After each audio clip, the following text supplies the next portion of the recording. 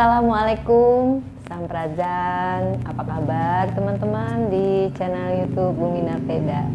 Jumpa lagi dengan saya, Kang Fahmi. Seperti biasa, kita kali ini topiknya adalah ngobrol-ngobrol dengan Teh Kalila. Ya, buat teman-teman yang sudah menjadi rutin mengikuti channel ini pasti sudah tahu ya dengan Teh Kalila. Tapi buat yang baru bergabung, Teh Kalila ini adalah seorang penulis yang cukup banyak tentang kesemestaan ya Teh ya. Membahas tentang kesemestaan. Ya. Oke, sekarang kita mulai saja ngobrol-ngobrol santai nih, Iya. Teh Kalila. Ini Iya. kita tidak menyebutkan waktunya, yang jelas waktunya terang. Yang jelas kita sekarang pembicaraan kita ringan tapi menarik. Iya. Ya Terina ya. Iya, betul. Gitu. Nah, Karena jadi, kita ini ngobrol-ngobrol jadi di dalam ruangan ya, Iya. biar lebih teman-teman lebih bisa fokus nanti mendengar diskusi kami. Ya, gini Teh, mulai dari saya dulu deh. Ini kita ngobrol, diskusi tentang perilaku manusia. Ya nggak usah jauh-jauh lah. Contohnya mungkin perilaku saya aja. Perilaku saya dalam keseharian saya, terutama keluarga lah, yang deket-deket aja. Contoh pada anak, kadang kita sebagai orang tua kan ngerasa apa yang kita lakukan itu sebenarnya adalah yang terbaik buat si anak itu. Kalau mereka ya waktu masih kecil sih bisalah ya Teh diatur gitu ya, ini kamu gini ya mah gitu, nurut semua. Tapi kalau udah mereka saat ini udah dewasa, kita beri ya suatu nasihat lah atau apa yang menurut kita itu benar, suka ada respon yang bertentangan dengan apa yang kita sampaikan. Ya seperti itulah. Jadi di situ kadang-kadang mikir, sampai anak saya tuh ngomong, mama kok egois sih gitu.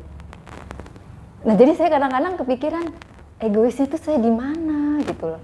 Kan saya maksudnya baik buat kamu. Sampai perdebatan ya seperti itu. atau gini. Nah. Ini juga Teh, ini juga terjadi dalam kehidupan saya dalam dunia pekerjaan gitu ya. Ya. Jadi kita mengerjakan satu proyek dalam satu tim. Namun seharusnya di dalam satu tim itu terjadi kolaborasi, kerjasama. Tapi tetap saja satu atau dua dari diantara kita itu kelihatannya seperti mendominasi, sehingga yang lainnya itu merasa terganggu dalam pekerjaannya. Nah, ketika mendominasi ini, dia punya alasan, ini untuk kebaikan, dia bilang gitu. Hanya saja yang lain anggapannya, Anda itu kok selfish, ego banget sih, mendominasi kita, sehingga apa yang kita punya ide itu nggak diterima. Sama kejadiannya kayak di rumah tangga ya dengan anak gitu. Jadi ada istilah dalam pergaulan kita, keseharian kita ada yang namanya ego. Nah, saya yakin ketika kita bicara tentang ego, mungkin kita masih sempit melihat egonya. Nah, yang kita inginkan hari ini kita diskusi sama Teteh, itu mungkin Teteh bisa bercerita ataupun menjelaskan kira-kira itu ego apa sih yang dimasukkan ego gitu loh. Sepertinya konotasinya sangat negatif gitu. Sekali. Gitu Teh. Iya. Jadi hari ini topiknya adalah ego. Ya, karena itu berhubungan dengan kesemestaan juga kan. Betul. Seperti itu. Oke.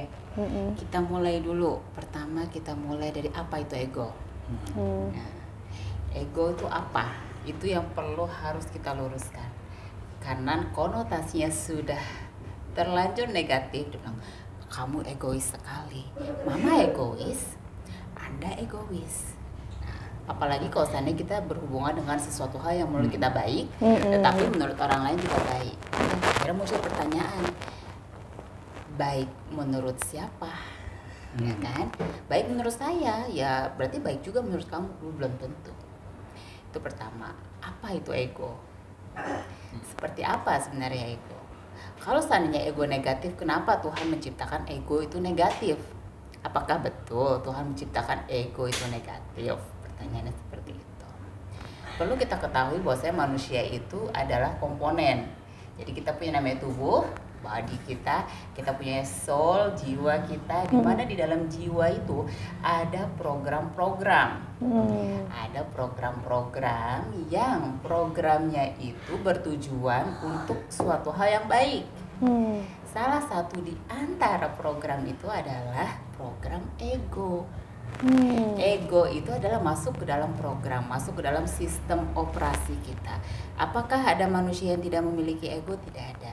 Manusia memiliki ego. Apa fungsinya sekarang kan? Kenapa Tuhan menciptakan ego? Fungsinya ego itu pada awalnya itu adalah untuk memenuhi kebutuhan. Jadi ego itu sebenarnya sistem untuk memenuhi kebutuhan jasadi kita. Tanpa ada yang namanya ego, kita tidak akan tertarik untuk makan. Kita tidak akan tertarik untuk minum. Kita tidak akan tertarik untuk memenuhi kebutuhan-kebutuhan dasar itu. Termasuk itu adalah kebutuhan untuk mempertahankan suatu hal yang kita anggap baik. Itu juga termasuk di situ.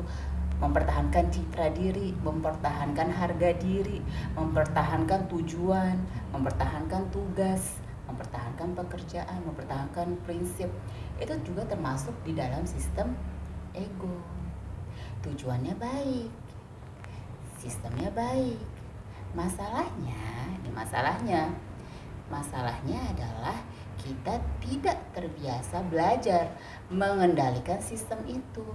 Jangankan belajar mengendalikan sistem, belajar untuk mengenal sistem itu aja enggak. Jadi yang kita kenal itu adalah impact-nya sebenarnya. Impact dari ego yang tidak dikendalikan. Program yang tidak dikendalikan pengoperasiannya, ya itulah hasilnya. Seseorang akan menjadi egois. Tanpa dia sadari. Tanpa dia sadari. Bisa juga dia sudah menyadari itu, dan itu bagus kalau sudah tersadari. Tanpa disadari, kenapa tidak disadari? Pertanyaannya kan itu kan. Kenapa kita tidak menyadari sesuatu hal yang sedang running di dalam diri kita sendiri kan? Nah, karena yang namanya sistem ego itu berjalannya itu di program pikiran bawah sadar. Program pikiran bawah sadar. Ya. Jadi ada yang namanya pikiran sadar, ada yang namanya pikiran bawah sadar.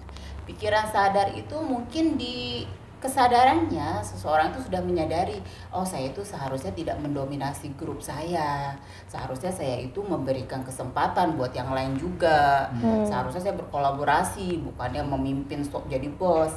Itu pikiran sadarnya. Tetapi hak yang dia lakukan, attitude dia, kehendak dia itu bukan berdasarkan itu, tetapi berdasarkan programnya yang ada di pikiran bawah sadar. Itu dua chamber yang berbeda gitu di dalam diri. Nah, maksud saya gini deh. Mangga. Oh iya. Kalau tadi sistem, kan Tuhan menciptakan terbaik dan baik dan terbaik. Nah, kenapa kita akhirnya tadi melabeli teman kita itu egois? Kok nggak bagus gitu loh? Nah itu munculnya bagaimana teh?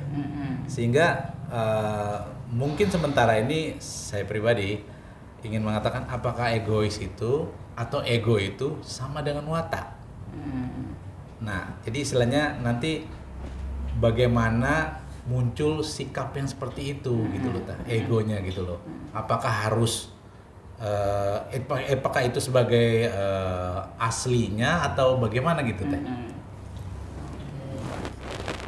Jadi kenapa kita bisa melabeli orang lain egois?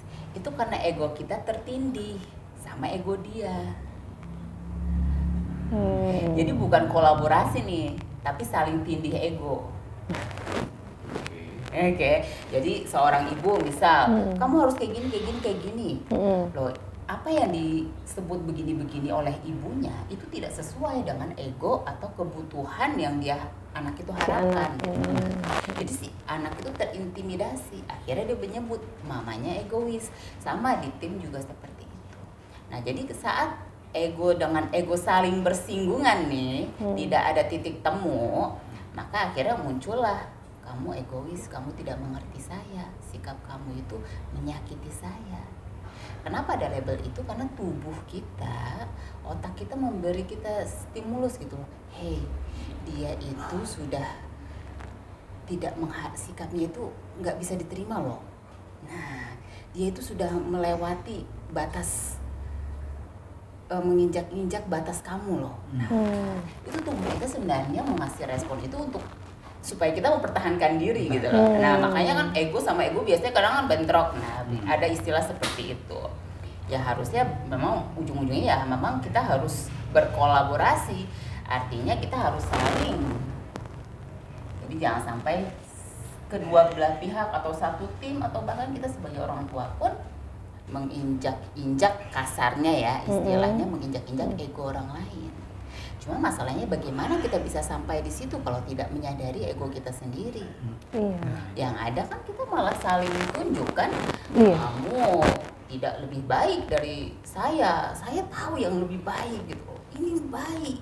Nah, anaknya bilang, mama nggak ngerti sama sekali yang nah, seperti itu, nggak akan ketemu titiknya gitu loh, karena masing-masing kedua belah pihak tidak menyadari egonya. Nah, kenapa kita tidak menyadari ego gitu loh?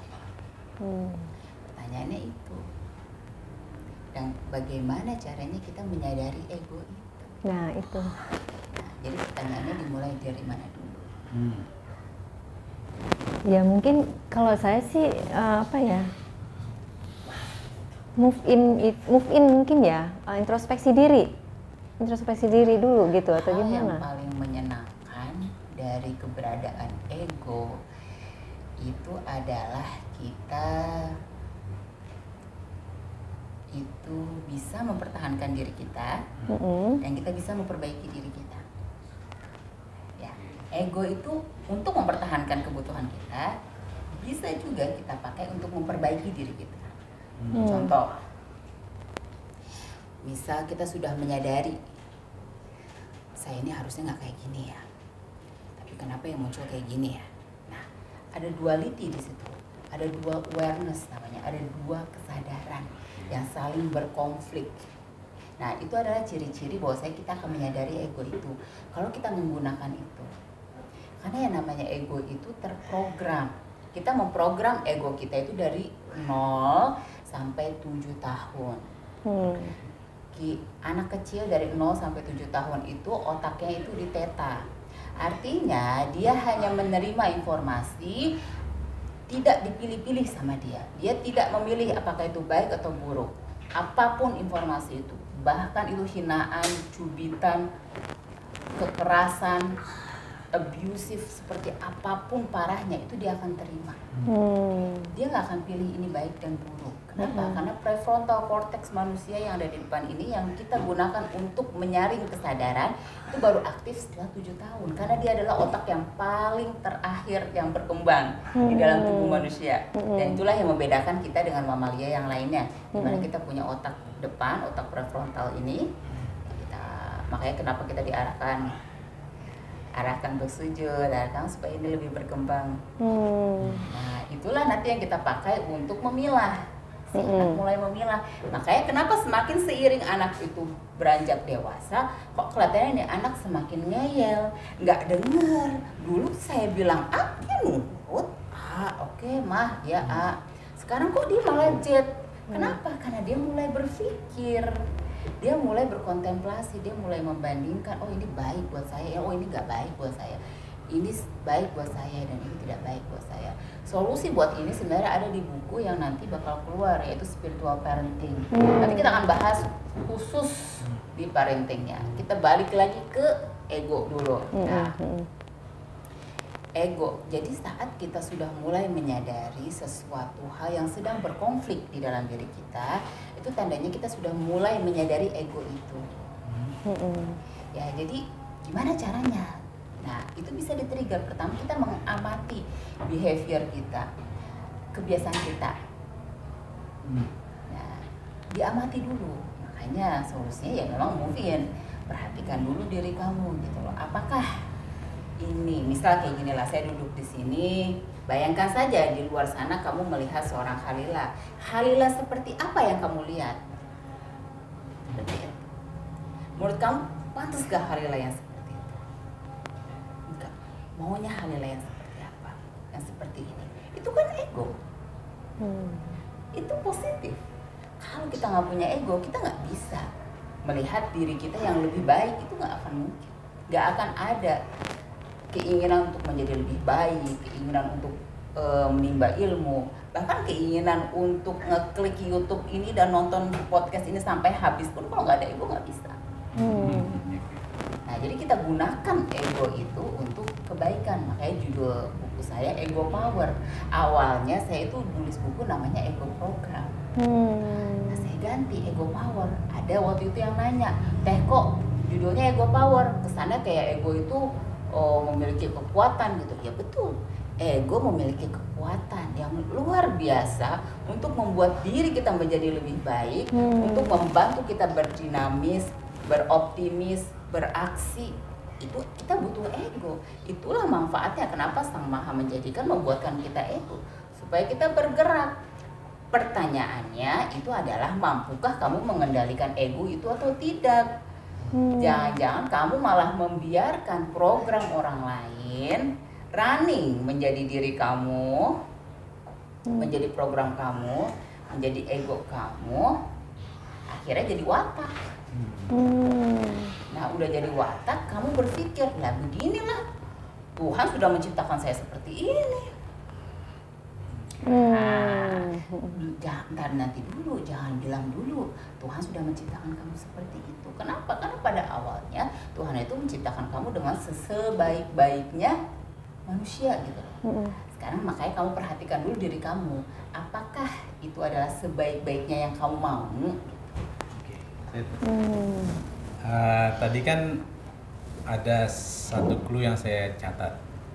Ego itu adalah bagian dari program pikiran, gitu ya. Yang dijadikan oleh Sang Maha untuk agar dia bisa bertahan atau bisa hidup sesungguhnya sebagai seorang jati dirinya.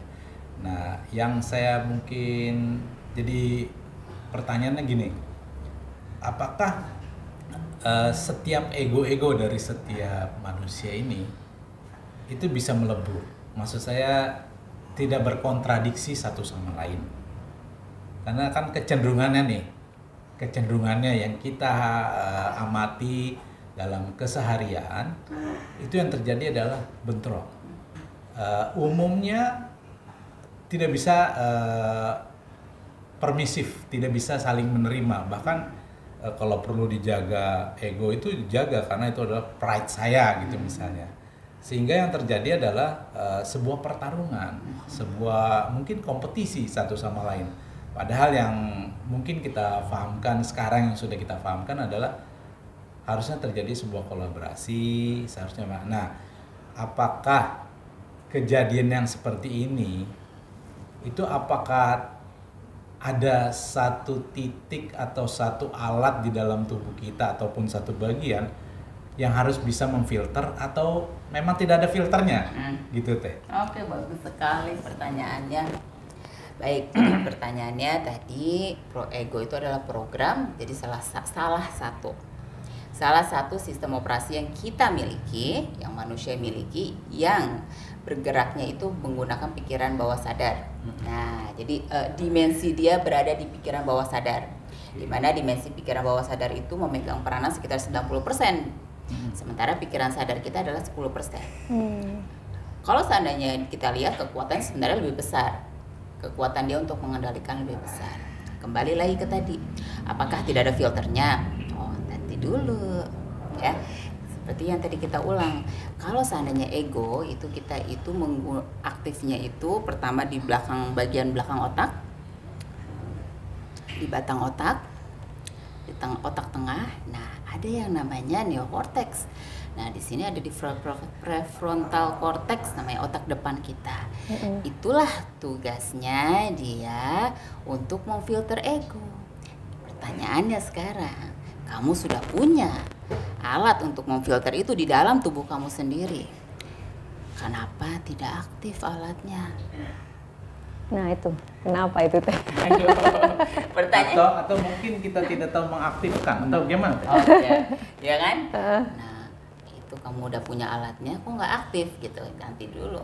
Nah, tidak aktifnya alat itu ibarat katakan bagian diri kita yang harusnya mampu memfilter ego itu akan menyebabkan begitu banyak kerusakan kan? Nah, udah nggak usah dibahas, itu bisa dicek sendiri apa yang terjadi. Bahkan nggak usah keluar ke dalam diri kita pun itu sudah menjadi masalah kan. Nah, jadi tanpa kita harus melihat ke seluruh penjuru dunia, di dalam diri kita sendiri konflik ego itu sudah luar biasa. Luar biasa. Nah, sekarang kita fokus dulu. Kalau seandainya kita punya alatnya, kenapa alatnya itu tidak aktif? Pertama adalah karena yang namanya ego itu sistem respon. Nah, saya punya satu teknik yang kalau seandainya kita gunakan itu bisa sedikit memfilter dan memberi kita waktu supaya si alat ini aktif.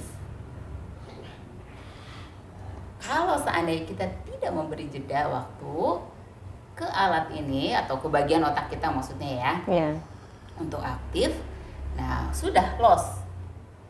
Penasaran? Iya. Lagi nunggu ya. Lagi nunggu. Tegang banget nih. Wajahnya lagi wajah. Nah, jadi begini. Yang namanya respon tubuh itu si ego ini dia bekerja sama dengan si amigdala lah singkatnya ya. Scientifically-nya bisa dicek di Google ribetnya seperti apa ya. Saya ngomong simpelnya aja biar lebih mudah lah. Nah, si amigdala gitu kan respon. Misal nih, Teteh jalan, ada yang nyenggol kakinya. Ih, apa sih? Ya, gitu. Lihat dong kalau jalan gitu. Nah, ini contoh. Itu respon. Nah, bagaimana kita belajar respon itu? Karena dulu waktu masih kecil kita diajarin kayak gitu. Kalau seandainya senggol bacok gitu kan. Senggol bacok. Atau apapun itu. Misal anak kita kayak gini, kita respon. Nah, itu kan respon. Nah, itu diatur juga. Makanya perhatiin behaviornya. Behavior kita tuh perhatikan betul-betul. Itu behavior itu harus kita perhatikan. Nah, di saat kita merespon, itu amigdala itu langsung aktif. Tuk! Itu nggak ada hitungan. Nah, bagaimana caranya? Tapi kita bisa menghack itu. Kalau seandainya secara kognitif disebutnya amigdala hijack. Kita bisa ngehack ego kita supaya ego kita nggak langsung merespon. Caranya adalah saya biasanya pakai waktu 6 detik aja, cukup 6 detik. Nah, misal Teteh dapat respon kayak tadi, diselengkat kakinya, kesel. 1, 2, 3, 4, 5, 6. Oke. Jadi beri dia waktu. Oh gitu. Beri waktu si prefrontal cortex ini karena dia di bagian atas. Karena dia di paling atas, jadi ibarat kata dari bawah sini, ini otak ego kita tuh sebenarnya di sini diaturnya. Nah, dia langsung naik ke tengah. Nah, tengah ini respon si amigdala. Nah, itu macam-macam itu memori, emosi dan lain sebagainya. Nah, itu kita harus tahan dulu supaya si prefrontal cortex yang di depan ini mampu mengambil sebuah tindakan yang logis dan intelektual. Kita tahu kalau seandainya disenggol orang, ya mungkin dia nggak ngelihat, ya mungkin dia buru-buru. Misal kita lagi nyupir gitu kan, wah ada orang nyerobot gitu, biasanya kita langsung reaktif. Nah, reaktif itu adalah ego. Sesuatu yang kita beri respon tanpa berpikir terlebih dahulu. Sebenarnya kita nggak perlu lama-lama buat mikir, cukup 6 detik aja kasih otak kita nih, otak depan kita, otak nalar kita untuk membuat sebuah tindakan. Kalau kita lakukan itu terus-menerus, kita akan memprogram si amigdala itu. Jadi simple sebenarnya, sederhana, cuma kita nggak tahu. Jadi caranya tadi kita buat respon, maunya responnya seperti apa. Sebenarnya pikiran sadar kita sudah tahu. Kalau marah ya jangan banting-banting, misal gitu kan, nggak baik itu. Nah, apa gantinya? Gantinya apa? Misal yang tanya aja ke dirinya yang paling enak apa selain yang ini yang lebih jelek, naik tingkatan dikit. Oh, teriak. Oh yaudah teriak.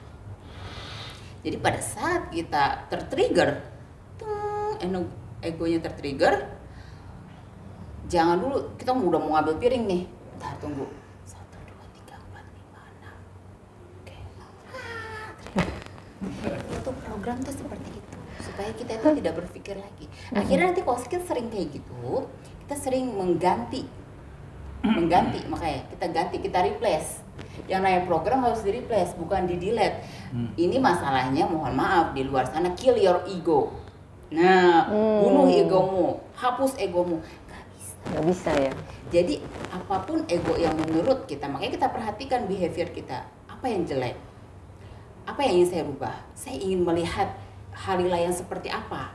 Oh, saya mau ingin melihat Halila yang setiap hari belajar, setiap hari menjadi murid. Oke. Nah, behavior saya yang sebelumnya saya malas belajar, jangan buka buku gitu kan, jangan nulis dan lain sebagainya. Saya ganti. Nah, pas giliran si malesnya keluar, tunggu 1, 2, 3, 4, 5, 6. Oke, aktifin reaksi atau respon yang berbeda. Saya jadi selalu seperti itu.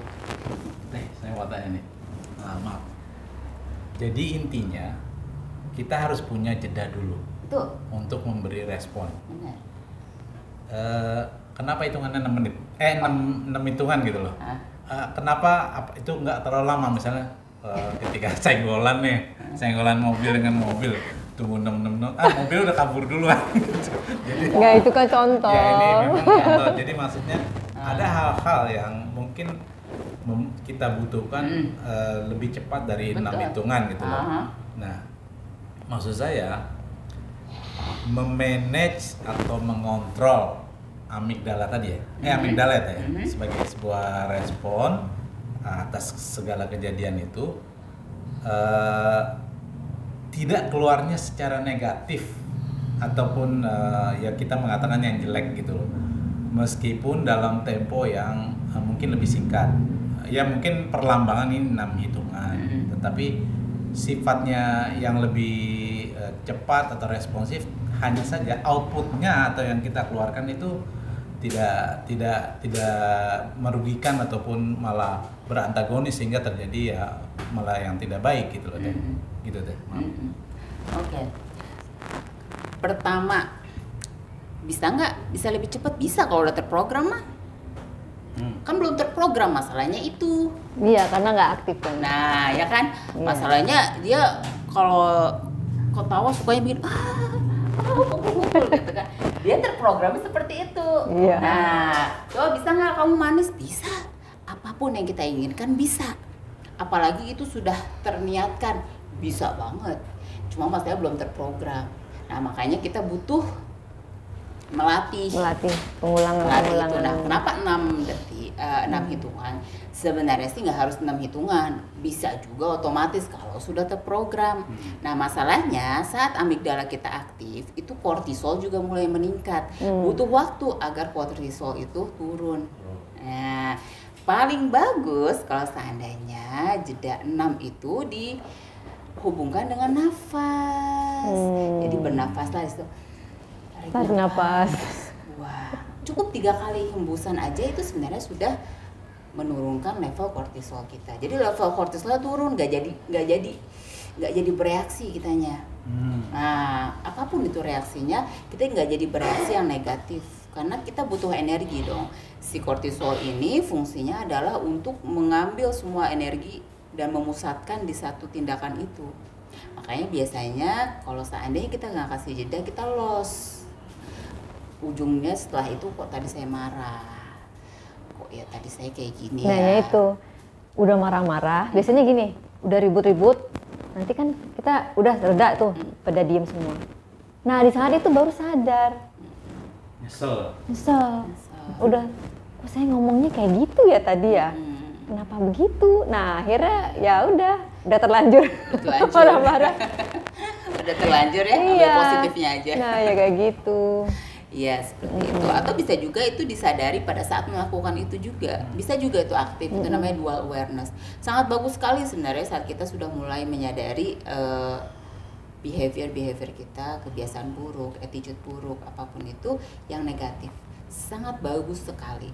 Saat kita sudah mulai berpikir, oh ada bagian diri saya yang kurang beres. Ada bagian diri saya yang tidak nyaman, saya tidak mau saya seperti ini. Itu bagus, luar biasa itu.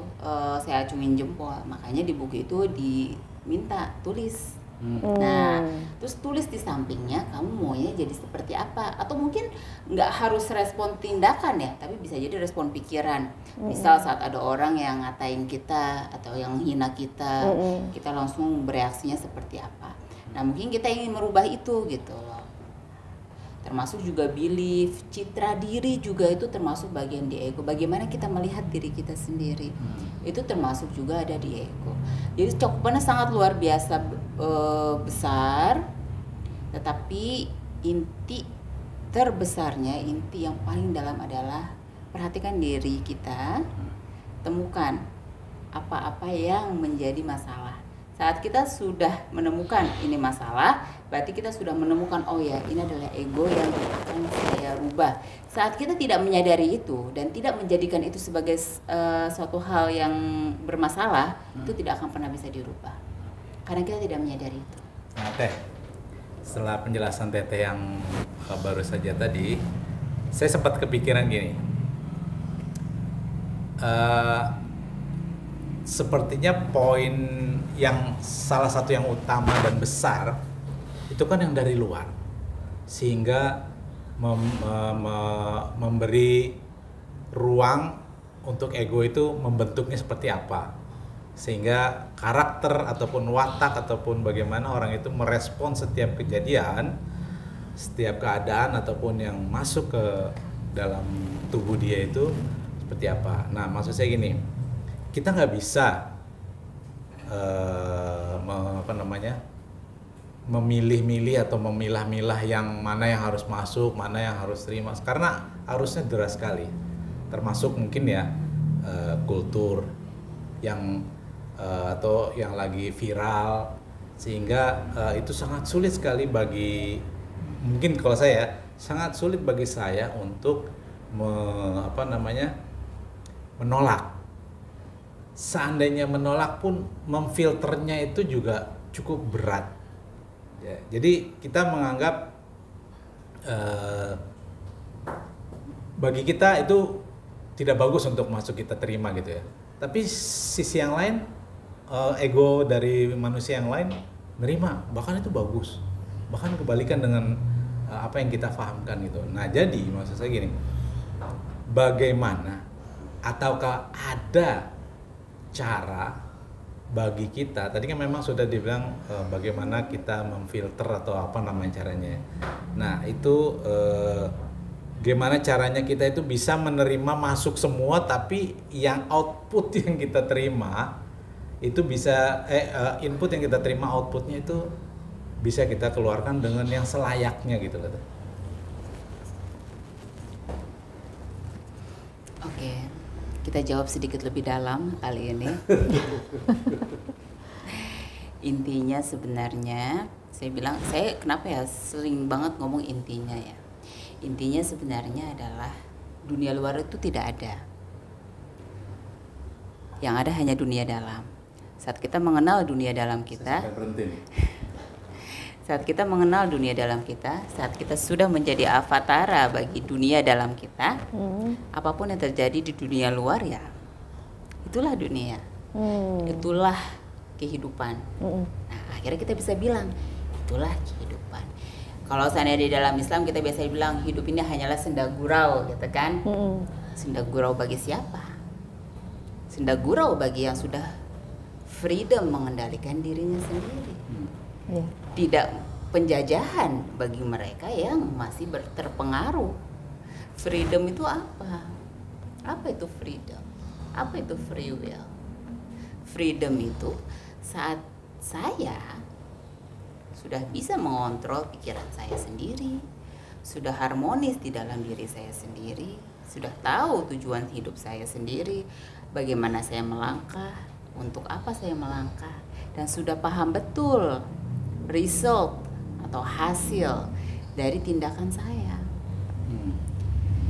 Jadi hidup ini sebenarnya hanya tentang dunia dalam. Apapun yang terjadi di luar, itu tergantung yang di dalam.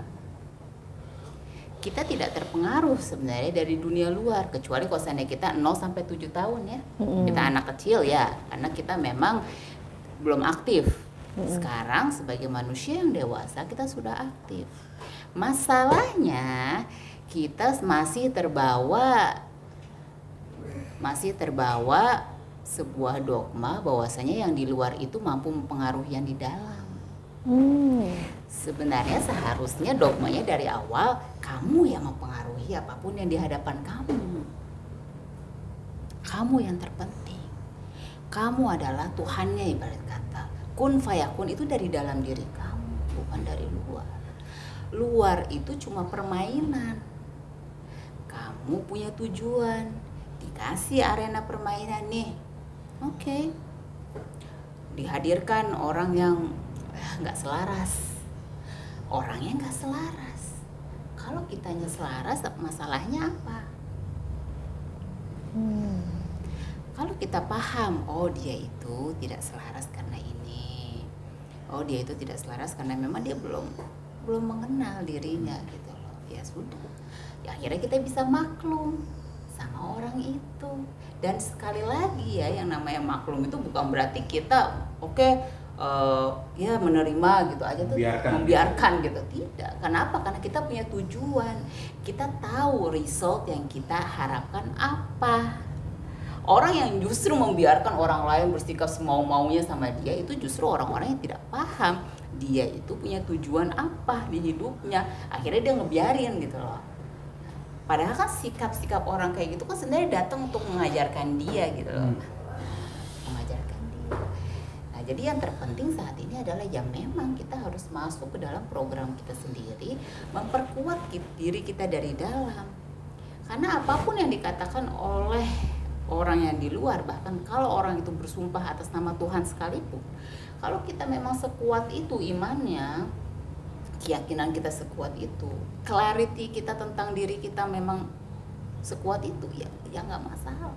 Akhirnya kita maklum aja dia kayak gitu, ya udah maklumin aja, ya namanya juga gitu. Kita tetap pada jati diri kita ya. Betul. Akhirnya kita menemukan yang namanya true self itu. Kita menjadi diri kita sejati. Kita paham ini diri sejati saya dan itulah diri sejati dia. Nah gini Teh, ini balik lagi ke dalam diri kita ya. Kan kita harus bagaimana caranya kita bisa mengendalikan si ego itu kan. Nah di sini nih kan kita juga punya yang namanya pikiran. Tentunya itu pikiran itu bisa dari dalam, bisa dari luar. Inputan itu kan masuk bermain, muncul ego, dan akhirnya yang namanya kita kan ada jasad, ada jiwa. Itu kan akan berpengaruh ke jiwa kita juga. Tidak selaras gitu loh Kak Teh. Kan kalau tidak selaras itu bagaimana kita bisa menemukan kesadaran diri sejati kita, sedang kita bergumul di situ gitu. Nah itu bagaimana itu Teh? Ini kaitannya lebih dalam lagi nih. Pikiran di luar itu cuma informasi. Iya. Ya, informasi. Kang Fahmi bilang misal matahari, oh hari ini panas banget, gini gitu kan. Terima. Teteh memproses informasi itu. Itu hanya sekedar informasi. Bagaimana informasi dari Kang Fahmi berpengaruh ke kehidupan Teteh? Itu tergantung tetehnya. Nah, bagaimana teteh mempersepsikan informasi itu, bagaimana mengelolanya. Bagaimana mengelolanya itu tergantung dari program. Bagaimana teteh terbiasa memprogram informasi. Bagaimana kita ada orang yang berbeda dengan kita misal, beda keyakinan, beda ini. Nah, bagaimana kita biasanya merespon itu. Nah, kita akan men-trigger terus sesuai dengan itu. Tidak akan jauh berbeda, tidak akan berubah cara kita berpikir sampai kita itu merubahnya. Jadi outputnya akan terus sama, Teh. Nah, Teteh mencari kesadaran sejati, itulah kesadaran Teteh. Kesadaran sejati itu bukan ditemukan, tapi dibentuk. Itu rahasianya. Orang bilang, saya mencari kesadaran sejati saya. Sebentar dulu, apa yang kamu maksud dengan kesadaran sejati? Kesadaran sejati, diri saya yang damai, yang bahagia, yang tidak marah lagi, yang tidak ini lagi. Saya kasih tahu rahasianya ya. Diri sejati itu, kesadaran sejati yang ingin Anda temui itu tidak akan Anda temui kalau Anda tidak membentuknya. Saat ini, misal Halila yang seperti ini, ya inilah kesadaran Halila. Misal Halila ingin punya bayang-bayang tentang kesadaran Halila yang, ya sudah, naiki anak tangganya. Kalau saya tidak menaiki itu, kalau saya tidak merubah, kalau saya tidak memprogram diri saya, kalau saya tidak melakukan hal yang sama, yang berbeda, yang tidak berbeda, hasilnya akan sama. Kalau saya terus nge-looping program yang sama, hasilnya akan sama. Jadi kalau saya tidak merubah loopingan program itu, saya tidak akan mendapatkan hasil yang berbeda. Jadi kalau saya pengen kesadaran saya naik, ya saya harus berubah itu semua. Harus ada keinginan. Nah itu di dalam, itu nggak masalah. Pikiran orang lain itu hanya informasi. Pendapat orang lain, ada tukang lewat. Gak apa-apa, biarin aja. Mantap jadi suara. Ada tukang bakso, tukang apa ya? Intermezzo. Iya. Nah, jadi apapun penilaian orang lain, hinaan orang lain, apapun itu nggak begitu. Jadi hinaan itu bisa jadi hinaan kalau seandainya kita mempersepsikan itu hinaan. Nah, bagaimana kita mempersepsikan itu tergantung program kita. Kenapa itu bisa jadi hinaan buat kamu gitu? Pertanyaannya itu. Kalau seandainya ya ada orang ngatain saya misal, ya saya udah menganggapnya biasa aja. Apakah itu hinaan? Apakah hasilnya itu akan menghinakan? Kan enggak. Jadi semesta ini netral gitu loh. Semesta ini 100% netral. Penilaian itu tergantung kita di dalam ini gitu loh. Itu satu. Yang kedua yaitu balik lagi kesadaran sejati itu tergantung bagaimana kesadaran yang saat ini memperlakukan atau mengendalikan dirinya, yaitu tadi tubuhnya, jiwanya, energinya. Ya itulah nanti yang membentuk kesadaran sejati. Jadi nggak ada kesadaran Halila di sana, dan saya sedang menanti kesadaran Halila itu hadir di dalam diri saya, menjadikan saya manusia yang lebih bermanfaat lagi dan lain. Nggak ada. Sampai saya bergerak untuk menjadi kesadaran itulah nanti mendekat. Gitu.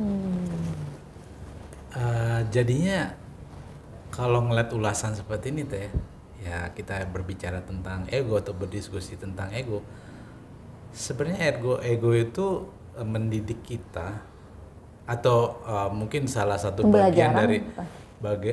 bagian dari tubuh kita yang disediakan oleh Sang Maha Kuasa itu justru membentuk kita yang sesungguhnya itu menjadi yang seharusnya, gitu ya Teh. Karena kalau yang tadi lihat beberapa ulasan, kan kita yang penting adalah kitanya.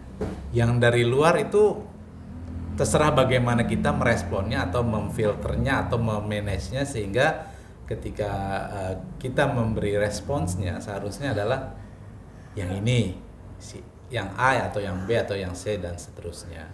Nah jadinya saya hanya kepikiran gitu loh, seharusnya kita ego tuh kita manage ya Teh.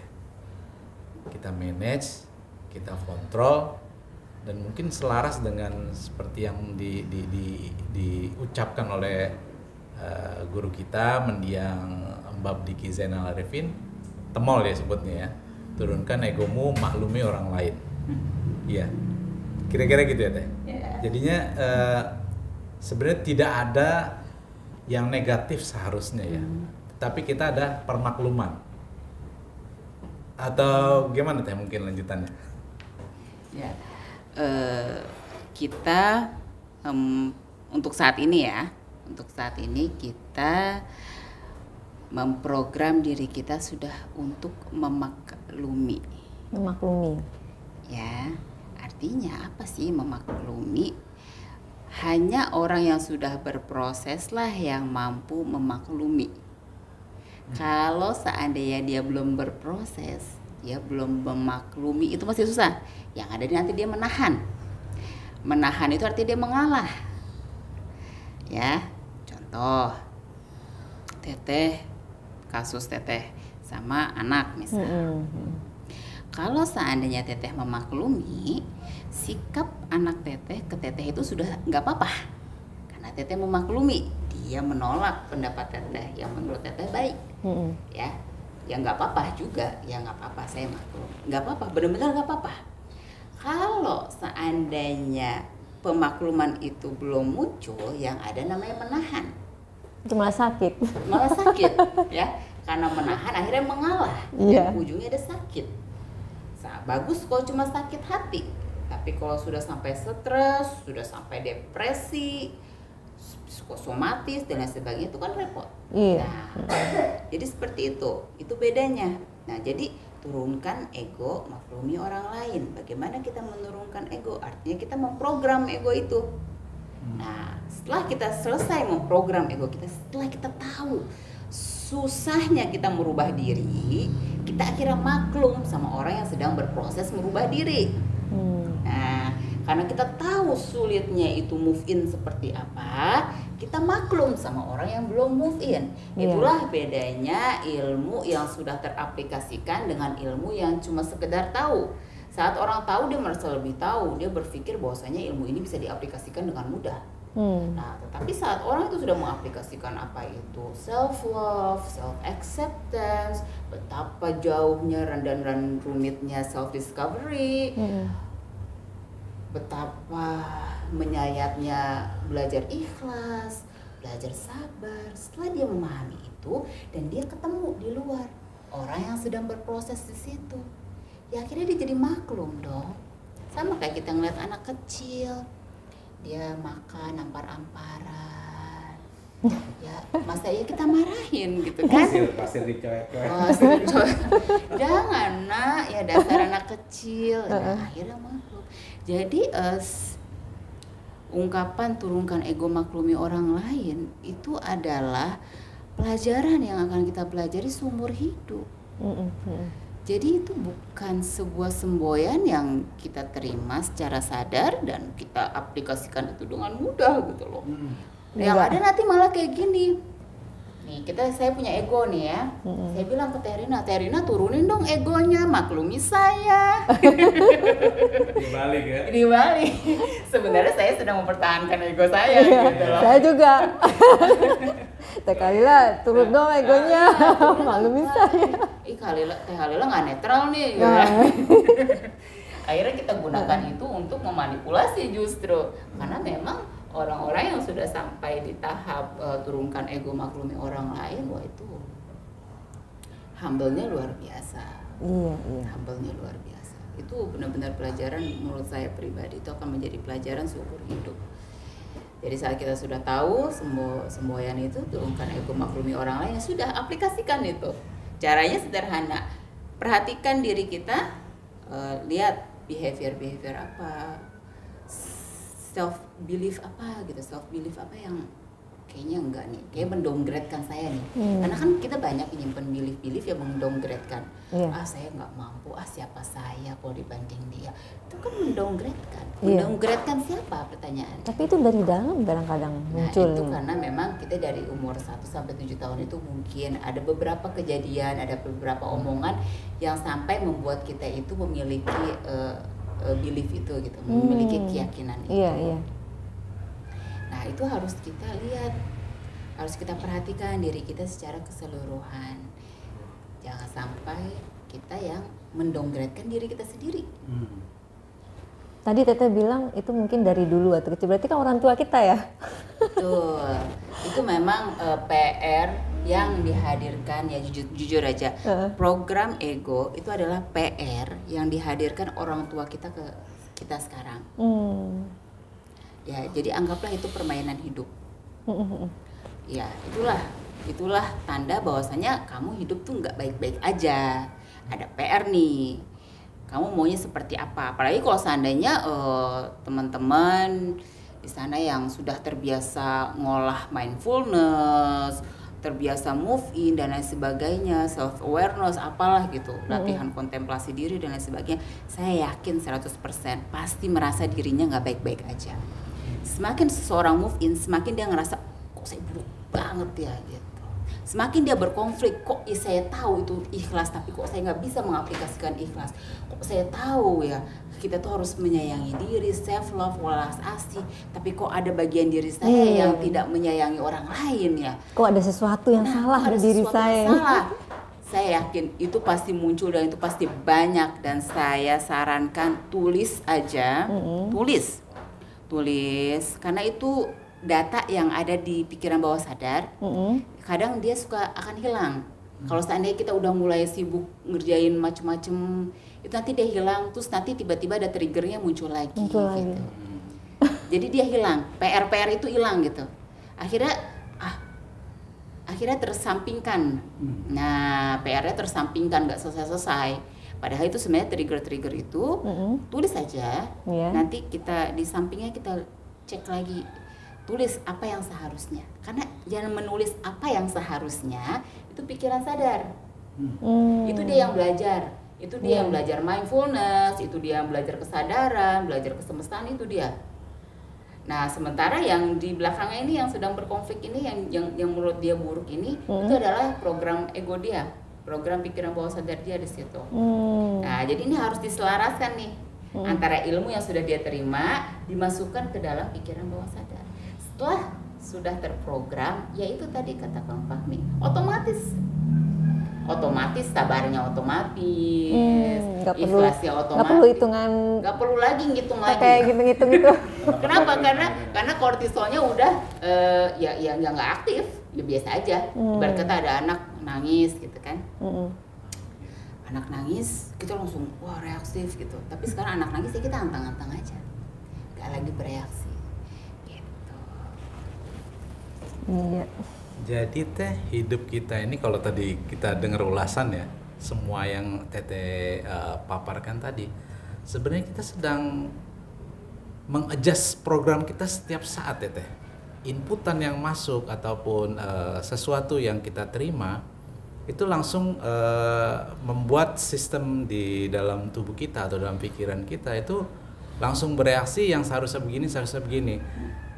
Jadi sebenarnya ini baru bukan kesimpulan, tapi yang saya tangkapnya adalah kita ini seperti komputer yang dioperasikan, software-softwarenya itu harus di-manage gitu ya. Artinya apa yang masuk, virus apa yang masuk langsung kita respon, kita manage lagi. Jadi kita membuat program itu yang selalu up to date. Itulah kayak gitu ya. Itulah yang disebut Avatara Maningga Rungga, pengendali jasad halus dan kasar. Ya karena kan yang namanya ego ini kan butuh jasad kasar juga, otak kita, tubuh kita itu mengendalikan. Jasad halusnya apa? Ya program itu. Ya itulah hidup kita seharusnya 1x24 jam ya jadi seorang pengendali. Waduh. PR-nya di situ. Nah, PR-nya di situ untuk mulainya ya mulai aja dulu journaling, bikin satu buku. Nah, kalau emang ribet, apalagi kalau kayak saya ya lupaan, bikin satu buku, tulis tuh. Oh ya, hari ini saya kesel sama kucing. Hari ini saya ini sama ini gitu kan. Hal-hal yang menurut kita itu udah enggak banget gitu. Iya. Nah, kalau seandainya kita sudah selesai dengan yang ini, nah itu dia nanti kesadaran kita secara bertahap akan meningkat. Kalau orang-orang yang kesadarannya sudah meningkat biasanya tidak lagi menghakimi orang lain, karena ego juga suka menghakimi. Nah, ya, ego juga memang suka menghakimi. Oh, saya lebih baik dari kamu. Oh, saya mah lebih berilmu. Kamu siapa? Nah, gitu. Ego suka begitu. Nah, kalau apalagi di dunia spiritual ya. Nah, ya. Kalau di dunia spiritual tuh juga sering banget kayak gitu, ego main. Nah, jadi di setiap layar kehidupan kita ego main, di pasangan berumah tangga ego main, anak kita sama anak ego main, di spiritual main, ada juga ego. Di tempat kerja ya ego juga ada, jadi memang melingkupi. Karena memang kita membutuhkan itu ya, cuma masalahnya kita harus mengendalikan lagi. Ya kalau seandainya itu kita sudah mampu menjadi avatara, ya itu dia. Kita mampu memetakan respon yang sesuai, yang selaras. Akhirnya diri kita harmonis. Kalau seandainya kita di dalam sudah harmonis, kan otomatis kan energi berubah kan. Energi jadi energi yang harmonis, energi yang berbahagia dengan diri kita. Karena kita tahu tujuan kita apa, kita mau ngejalaninnya seperti apa, respon kita itu ditentukan oleh diri kita sendiri. Bayangin coba, kalau ada orang nyubit tapi respon kita tuh ya biasa aja, saya ya oh nggak apa-apa, gitu. Mungkin dia pengen nyubit, gitu. Kan enak, kitanya enak, gitu kan. Orang lain mungkin ngelihat, ih, aneh banget ya. Oh dia nggak marah sih, masa digituin juga nggak marah? Ya itu orang itu, ya itu ego dia menilai dengan egonya dia, gitu kan? Ya kan kita kan ingin berbahagia, kita kan ya apapun yang kita lakukan sebenarnya kan ujung-ujungnya adalah kebahagiaan ya yang kita cari ya. Kita ngurus anak ya, kita kan pengen anak kita bahagia, ujung-ujungnya itu. Kita ingin beribadah gitu kan, ujung-ujungnya kan kita mencari apa sih? Kebahagiaan dunia dan akhirat gitu kan. Ya ujung-ujungnya kebahagiaan yang kita cari, tapi kebahagiaan itu tidak akan, atau mungkin bukan tidak akan ya, sulit tercapai, sangat sulit sekali kalau seandainya kita membiarkan respon kita itu ditentukan oleh orang lain yang di luar. Freedom itu balik lagi ke diri kita sendiri, mau nggak kita udah punya alatnya, maksudnya tinggal dipakai aja. Tuhan itu sudah menciptakan kita seperti ini gitu loh. Orang boleh bilang ini pemahaman mana sih gitu. Mungkin yang dengar podcast ini bilang ini ajaran dari mana kayak gitu. Ya kita nggak ngomongin ajaran di sini. Iya. Ya beginilah Tuhan menciptakan Anda gitu. Anda itu diciptakan seperti ini. Anda itu diciptakan mampu memprogram diri Anda sendiri. Kalau Anda tidak mau menggunakan kesempatan itu, ya Anda akan terus-terusan diprogram oleh orang lain. Kalau Anda berpikir itu adalah baik-baik aja diprogram sama orang lain, ya lanjutkan. Kalau Anda mau mencari freedom Anda gitu kan, free will Anda, ya lihat. Susah ya? Ya susah, nggak ada yang bilang ini gampang. Kalau gampang ya kita tinggal nyalahin orang tua aja sih. Mama sih, kenapa sih? Dari dulu saya dididik begini.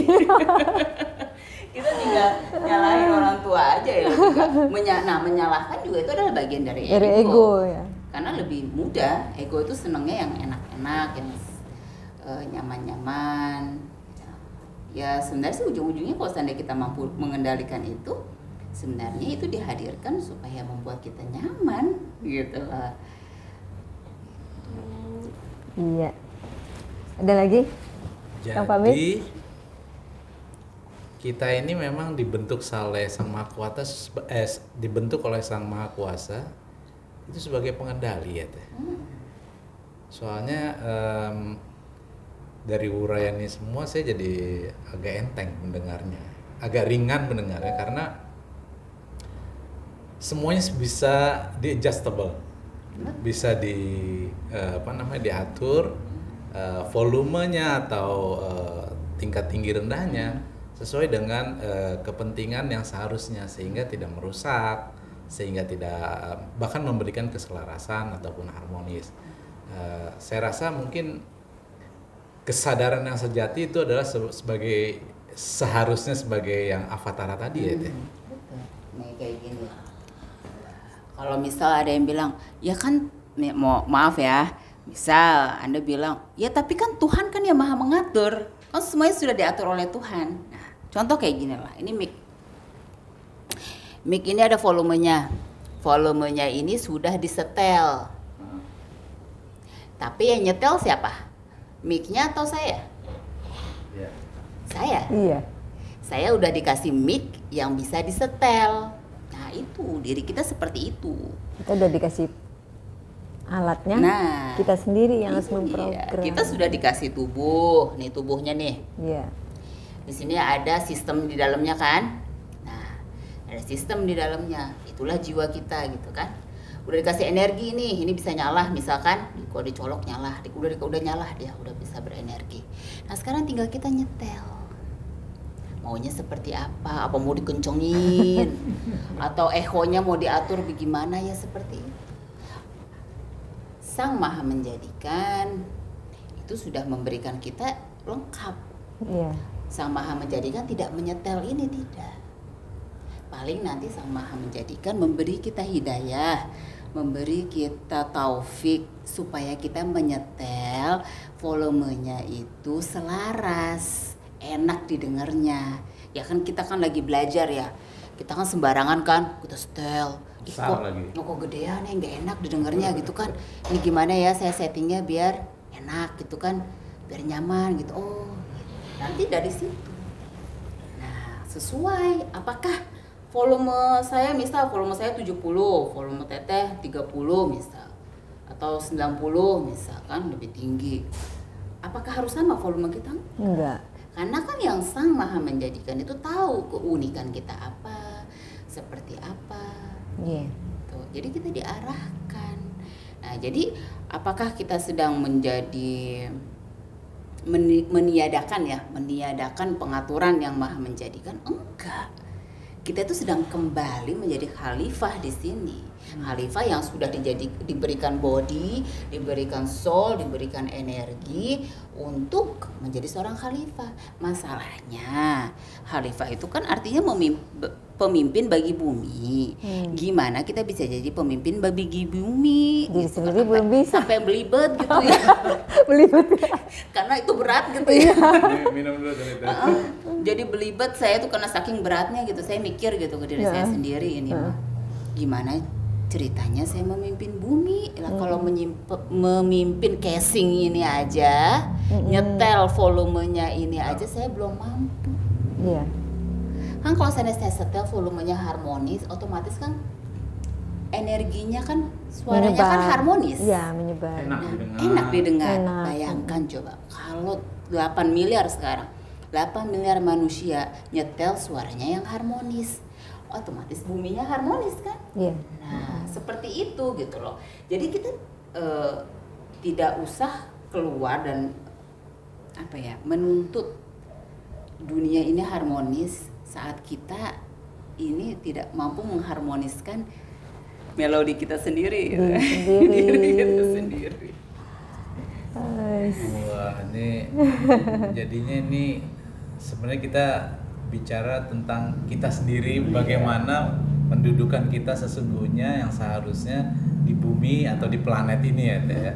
Dan ego yang kita bicarakan hari ini atau yang kita diskusikan bersama hari ini itu salah satu bagian yang harus di adjust.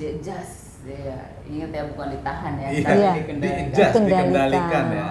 Jadi sangat korelatif sekali dengan istilah Avatara Maninggarugga ya, Teh. Luar biasa. Saya nggak bisa ngomong lagi nih. Ini kalau menurut saya ini Ini mudah-mudahan teman-teman di kanal YouTube Bumi Narveda ini bisa paham atau bisa menangkap apa yang kita diskusikan bersama pada hari ini ya. Ini ulasannya sangat menarik. Kalau diteliti perbagian yang kita bahas ini akan terpulang kepada kita bahwa kita ini sesuatu makhluk atau ya manusia yang yang dibuat atau dijadikan oleh Sang Maha Menjadikan. tadi itu sangat unik. Kalau ego kita adjustable-nya setiap orang punya warna tersendiri, wah menarik sekali. Luar biasa. Luar biasa banget ya. Jadi, wah iya, saya nggak bisa ngomong lagi nih. Kalau ini bahkan saya rasa diskusi ini mungkin bisa dilanjutkan di episode berikut yang mungkin sesinya lebih dalam lagi mengenai ego itu ya, Teh. Ini baru secara umum ya, ego itu ya Teh ya. Ini baru secara umum. Kita belum belajar lebih dalam lagi. Kita belum belajar apa saja sih kira-kira program-program ego yang ada tapi belum kita sadari gitu. Karena dunia ini penuh dengan program-program pengalihan lah, mengalihkan kita dari menjadi kesadaran yang lebih tinggi itu, menjadi kesadaran yang lebih tinggi. Nah, untuk mencapai kesadaran yang lebih tinggi itu, ya kita harus memahami dulu kita hidup di mana, seperti apa dunia ini, apa saja yang sedang mengontrol kita, apa yang menjadikan kita begitu lemah sampai-sampai kita sendiri tidak bisa mengendalikan diri. Karena itu juga memang ada intervensi juga dari dunia ini. Nah, itu dark secretnya ego, ya boleh kita bahas itu. Terus juga kita belum membahas gimana caranya merubah ego yang udah kita sadari, terus kita rubah gimana sih caranya kita program lagi ke dalam diri, itu juga belum kita bahas. Banyak sekali yang harus kita bahas tentang ego sebenarnya, tapi intinya adalah kita sedang membahas diri kita. Kita duduk di sini, Anda dengar podcast ini, itu adalah sebuah kesempatan dari Sang Maha Menjadikan supaya kita menjadi harmonis, supaya kita mampu menyampaikan melodi yang terbaik dari dalam diri kita sendiri. Jadi ya siap-siap, pelajarannya luar biasa. Karena kita juga belum membahas tentang kesadaran kan? Ya, tadi kan kita baru membahas kayak body, soul, terus ada yang ngatur volume. Nah, kita belum membahas siapa itu yang mengatur volume. Bener nggak ya? Operatornya. Kita belum membahas itu. Kita belum membahas siapa yang mengoperasikan itu. Nah, disitulah rahasia terbesarnya sebenarnya. Ini jadi teman-teman kita di kanal lanjutkan nanti di episode yang jadi teman-teman pemirsa yang mengikuti kanal YouTube Bumi Narveda ini diharapkan konsisten mendengar, konsisten mengikuti episode berikutnya, karena akan disuguhkan podcastnya mungkin lebih dalam lagi, sehingga kita bisa mengambil manfaat atas atau memberikan pemahaman kepada diri kita sendiri bahwa kehadiran kita tidak sekonyong-konyong atau tiba-tiba yang tidak jelas juntrungannya, tetapi kita memahami keberadaan kita, sehingga apa yang kita lakukan, yang kita perbuat di planet bumi ini jelas mau ngapainnya. Iya. Gitu ya deh. Iya, memang ini kita lingkup bingkai kesemestaan. Ini lebih spesifik kesemestaan diri kita. Yang itu yang sering luput, ya Teh ya. Luput kita sadari sebenarnya kita ini belum sepenuhnya move in itu, belum. Saya sendiri juga merasakan itu, Teh. Ya banyaklah hal-hal yang saya alami sendiri, dan akhirnya saya kok ada sesuatu di dalam diri saya ini ada yang salah gitu. Ya itulah mungkin dengan mengangkat tema seperti ini kita bisa berbagi pada teman-teman di channel YouTube ini, dan juga khususnya pada teman-teman di Lantera juga ya, di komunitas kita. Mungkin saya sedikit ngomong ke teman-teman, pesan ya. Mungkin kita sudah sering diberi wejangan atau kata-kata bijak oleh Galazentra. Yang saya rasakan selama ini, move in saya ternyata masih belum ke dalam. Baru sebatas merasakan molekular aja. Masih berkisar di tubuh fisik aja gitu. Belum yang lebih masuk ke dalam lagi, seperti kayak mengenal ego itu gimana, atau jiwa kita, atau yang lebih dalam lagi efeknya bagaimana, yang seperti yang tadi yang kita diskusikan tadi itu. Jadi saya ngerasa ternyata saya belum move in yang dijelaskan oleh Galazentra kepada kita itu belum sepenuhnya kita aplikasikan. Masih proses ya, Teh, masih di luar.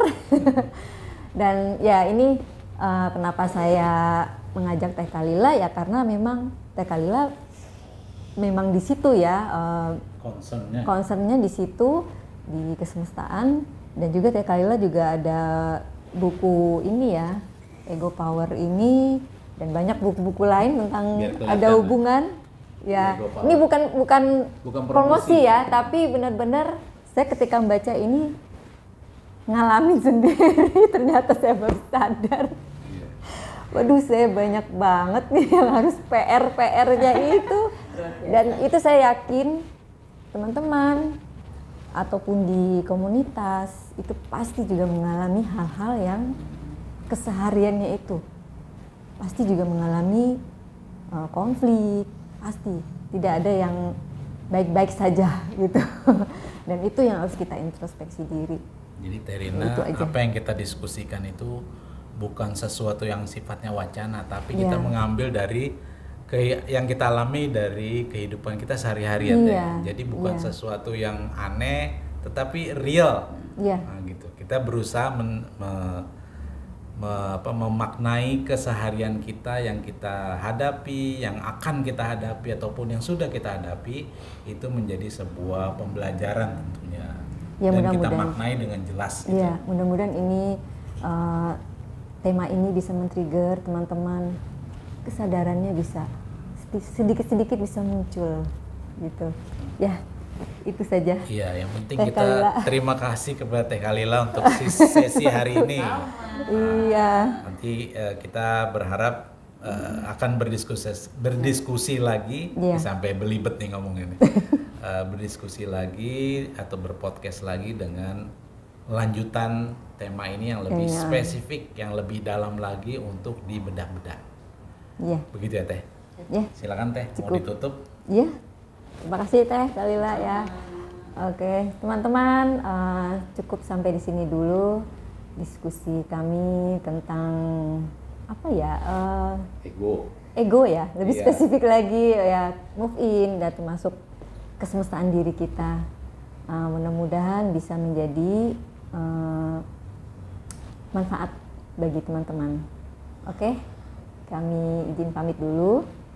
Assalamualaikum, Samprazan.